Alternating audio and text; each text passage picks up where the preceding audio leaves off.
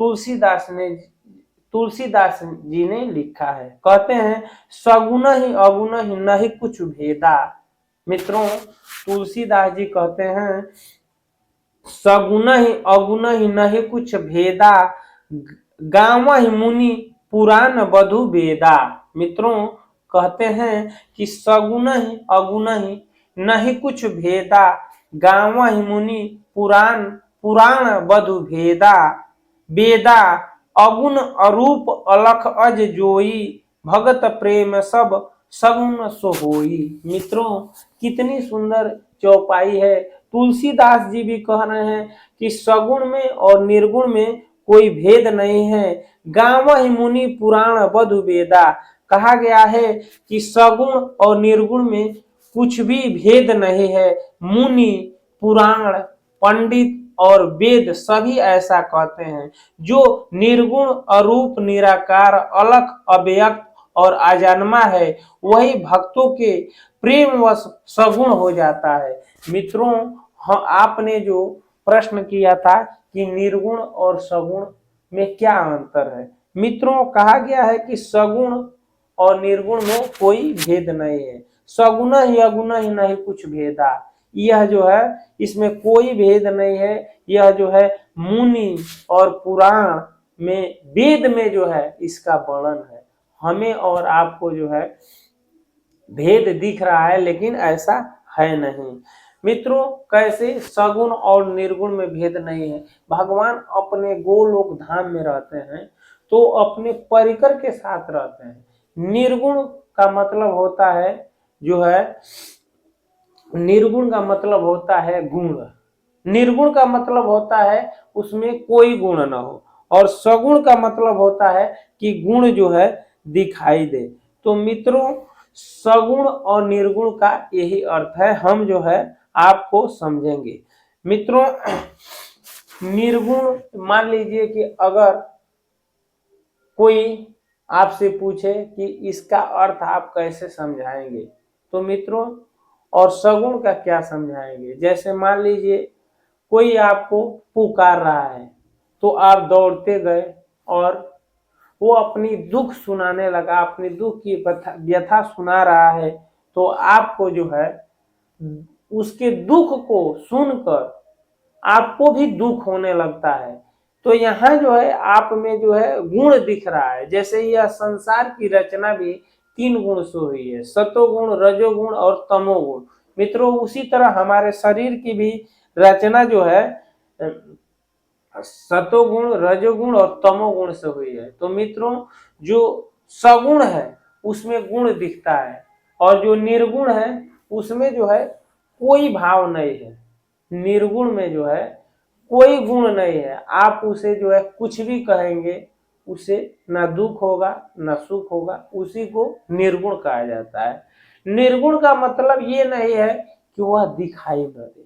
मित्रों, निर्गुण का मतलब ये है कि ये नहीं है कि वह दिखाई न दे, वह दिखेगा, आप उससे बात भी करेंगे, लेकिन उसमें जो है ये तीनों गुण नहीं है। वह ना सतोगुण है ना रजोगुण है। आप उसे गाली भी देंगे तो गाली कौन देता है, तमोगुण और रजोगुण पर विवश होकर जो है गाली देता है। तो उसमें ना रजोगुण है ना तमोगुण है, तो गुण गुण में बरत रहा है, वो यही समझ रहा है, उसको कोई भाव नहीं। तो भगवान, इसीलिए कहा जाता है, कुछ कहते हैं निर्गुण सही है कि सगुण है। मित्रों, निर्गुण भी सही है और सगुण भी सही है। भगवान जो है जब लीला करने के लिए, भक्तों को प्रेम देने के लिए, जब भक्त ऐसा भगवान से प्रार्थना करते हैं, भगवान मैं आपसे बात करना चाहता हूँ, अपनी दुख, अपनी व्यथा सुनाना चाहता हूँ, तो भगवान जो है सगुण रूप धारण कर लेते हैं। वही भगवान जब अपने धाम में रहते हैं तो निर्गुण रहते हैं। वहां ना सुख है ना दुख है, कुछ भी नहीं है। तो वहां जो है भगवान निर्गुण है, निर्गुण स्वरूप है। तो निर्गुण और सगुण में कोई भेद नहीं है। आप जो है यह जान लीजिए।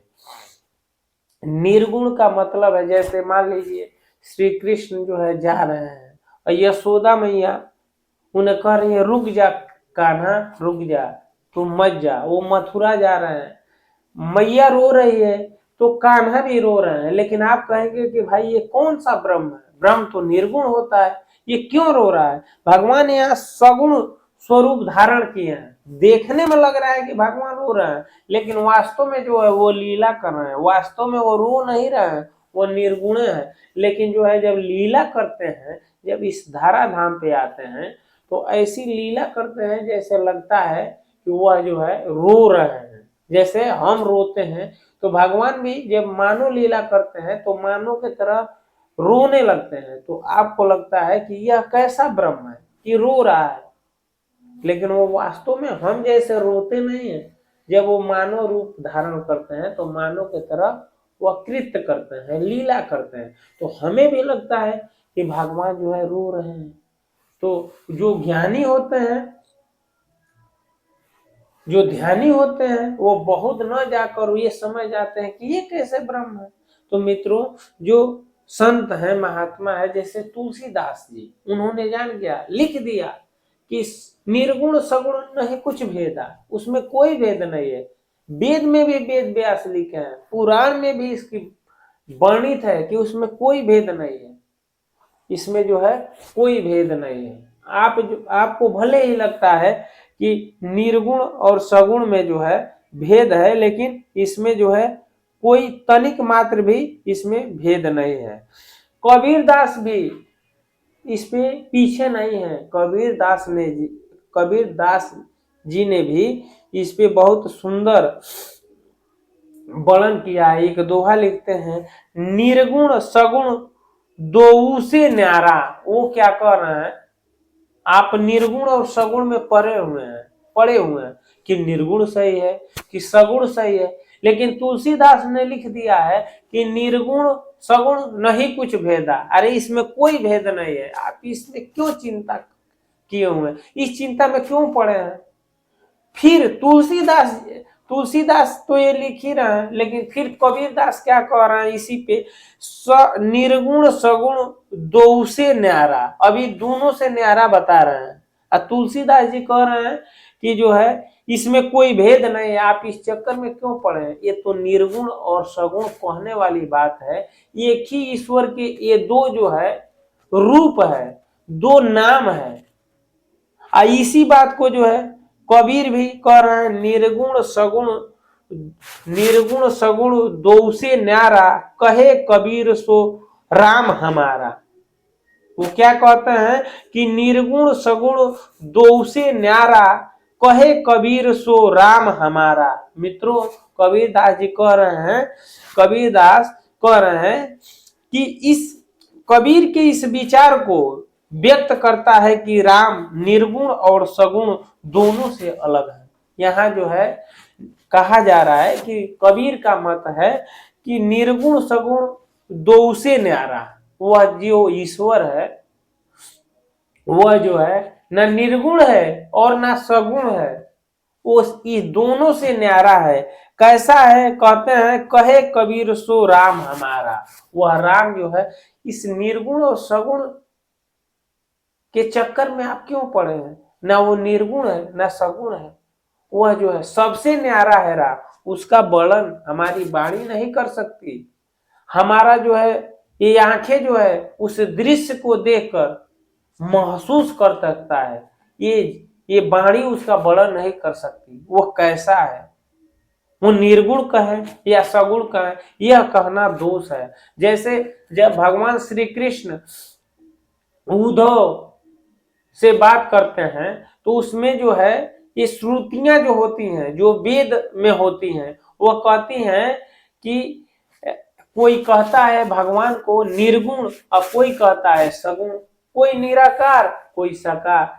लेकिन वो कहती है ये जो दोनों जो है निर्गुण और सगुण कह रहे हैं, ये केवल जो है माया मात्र है, ये उनकी जो है बुद्धि का खेल है, लेकिन वह ईश्वर इससे परे है, निर्गुण और सगुण से भी वो परे है। वह ईश्वर वह जो है जब हम जैसी श्रुतियां उसका वर्णन नहीं कर सकती हैं, तो ये औरों की बात ही क्या है। हम जब भगवान वही जो है जब निर्गुण सगुण रूप जब धारण करते हैं तब जो है उनका वर्णन कर पाती है। वह जो है एक ऐसा उनका स्वरूप है जो इससे भी अलग है, लेकिन वही ब्रह्म श्रुतियां कहती हैं जब वह निर्गुण सगुण रूप जब धारण करते हैं, सगुण रूप धारण करते हैं, तब हम जो है कुछ कुछ उसका वर्णन कर पाते हैं। वही बात जो है कबीर दास जी भी अपने अनुभव से जो है वह लिखते हैं कि निर्गुण सगुण दो से न्यारा, इन दोनों से न्यारा है। आप क्यों इस झगड़ा में पड़े हैं? कबीर दास जी भी कह रहे हैं कि झगड़ा में आप क्यों पड़े हैं, इन दोनों से वह अलग है, इन दोनों से न्यारा है। कहे कबीर सो राम हमारा, वह कबीर वह कहते हैं कबीर कि वो जो मेरा राम है इन सबसे अलग है और सबसे जो है वह न्यारा है। आप इस चक्कर में मत पड़िए। कबीर के मुताबिक राम को निर्गुण और सगुण दोनों से अलग माना जाना चाहिए। कबीर का मत है कि राम को निर्गुण और सगुण दोनों से अलग माना जाना चाहिए। निर्गुण और सगुण ईश्वर के स्वरूप के बारे में इस्तेमाल होने वाला शब्द है। मित्रों, ये संबोधित करने वाला शब्द है वह ईश्वर का। सगुण का मतलब है गुणों से युक्त और निर्गुण का मतलब है गुणों के बिना। मित्रों, हमने आपको बताया भी था कि सगुण का मतलब है गुणों से युक्त, यानी गुण दिखाई दे, और निर्गुण का मतलब है गुणों के बिना, उसमें कोई गुण ना हो। निर्गुण निर्गुण भक्ति का मतलब है कण कण में व्याप्त प्रभु को मानना, और परमात्मा तत्व को अगर इन तीनों गुणों से परे माना जाए तो उन्हें निर्गुण कहते हैं। परमात्मा तत्व में दिव्य गुण है, इसलिए वे सगुण कहलाते हैं। मित्रों, जो आपको हमने पहले भी बताया था कि जैसे एक चौपाई थी, उसमें जो है आप बहुत लोगों ने टिप्पणी भी किया था। उसमें कहा गया था कि पूजो विप्र सकल गुणहीना। मित्रों, पूजहु विप्र सकल गुणहीना, अशूद्र न पूजहु वेद प्रवीणा। तो लोगों ने कह दिया था कि भाई यह तुलसीदास जी एक ऐसा चौपाई लिख दिए। लोग ये अर्थ लगा लेते थे कि पूजहु विप्र सकल गुणहीना, भले ही विप्र हो, ब्राह्मण हो, विद्वान हो, कोई गुणहीन हो तो पूजनीय है, और शूद्र कितना हो, गुणवान हो तो वह जो है पूजनीय नहीं है। तो किस गुण की बात किए हैं? यही तीन गुण जो ईश्वर में जो है नहीं होता है, जिसे निर्गुण ब्रह्म कहा जाता है। मित्रों, तो आप जो है, और भले ही कितना हो बड़ा विद्वान हो, कितना हो बड़ा विद्वान हो, लेकिन ये तीन गुण जो भरा हुआ है तो वो शूद्र के समान है। इसी का वर्णन तो तुलसीदास ने किया है। पूजो विप्र सकल गुणहीना, इसके बारे में इस चौपाई का पूरा डिटेल मैं अपने YouTube चैनल पे बनाया हूं कि पूजो विप्र सकल गुणहीना। आज तो बस निर्गुण और सगुण, साकार और निराकार की बात हो रही है। मित्रों, आपने जाना कि कबीर का भी यही मत है कि वह जो है ईश्वर है, निर्गुण और सगुण से भी वह अलग है, परे है। जब वही ईश्वर जब इस धारा धाम पे अपने भक्तों का जो है प्रेम देने के लिए उनकी इच्छा होती है कि भगवान आकर हमसे बात करे, हमारे साथ खेले, तो उनका मान रखने के लिए वही ईश्वर जो है सगुण रूप धारण करते हैं, मानव रूप लेते हैं और लीला करते हैं। मित्रों, आपने ये भी पूछा था कि निराकार किसे